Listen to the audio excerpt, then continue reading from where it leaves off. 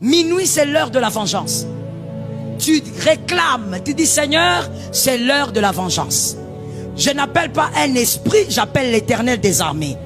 À toi maintenant d'établir la justice. La Bible nous révèle qu'au milieu de la nuit, les échanges se font.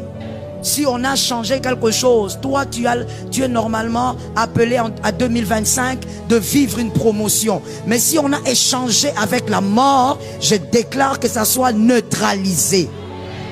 Au milieu de la nuit, tu ne peux pas faire les choses avec mollesse. Si tu as sommeil, organise-toi pour que le sommeil te quitte. Lave le visage. Fais tout ce que tu peux. Mais au milieu de la nuit, je crois qu'avec tous ces points que je t'ai donnés, vraiment, tu ne peux pas avoir le même regard qu'autrefois.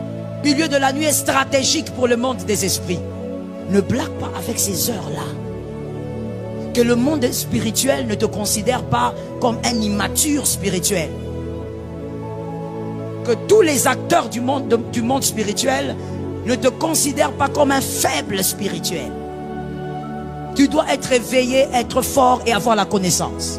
Des fois, le Seigneur, oh là là, le Seigneur d'amour, il se bat. Il va te réveiller la nuit. Tu te réveilles. Oh, pour ça, il te réveille. Il trouve des stratégies et des stratégies pour te faire comprendre que c'est pas l'heure de dormir. Non, tu vas aller aux toilettes, tu reviens, tu prends la couette, tu tires. Je vais continuer le rêve. Dieu utilise des stratégies. Il envoie même des moustiques. Ah oui, vous en riez, mais c'est la vérité. Dieu utilise tout ça. Ce sont les armes de Dieu.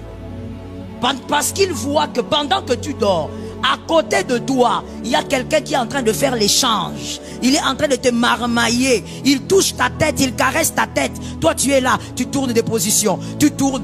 On est en train de caresser ta tête et on est en train de faire des échanges spirituels. Dieu envoie, des fois même tu dors, mais dis j'ai très froid. Tu te réveilles, tu dis oh, pourquoi j'ai froid comme ça? Les fenêtres se sont ouvertes. Non, les fenêtres sont fermées. Dieu a créé un mouvement pour que tu te lèves. Mais toi, non. Donc même le langage de Dieu comme ça, tu n'entends pas.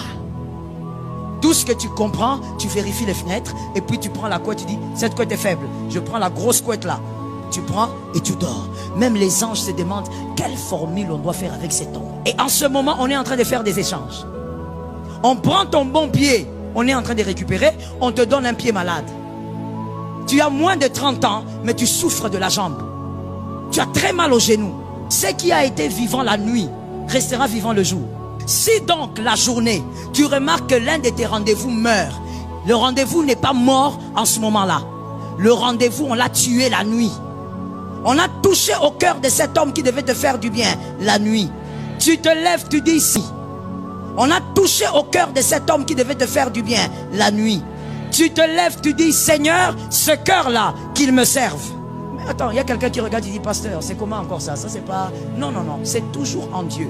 Car il y a une écriture qui dit lorsque l'Éternel approuve les voies d'un homme, il dispose. Même tes ennemis, Dieu va les disposer. Pourquoi? Parce qu'il approuve tes voies. C'est-à-dire, Dieu a donné la capacité aux enfants de Dieu de dire Seigneur, le chef là, il me dérange trop. Mais moi, je veux maintenant que tu inclines son cœur. Qu'il fasse partie des premiers fans là-bas au travail. Et tu es étonné quand tu viens, il te dit oh petit, mais je te cherchais, on va prendre un café. Parce que tu as travaillé la nuit. Arrête d'être paresseux, sors de la paresse. Donne-moi un amen normal. Arrête d'être paresseux, sors de la paresse. Arrête de te chauffer avec ton mari, ta femme la nuit. Prie.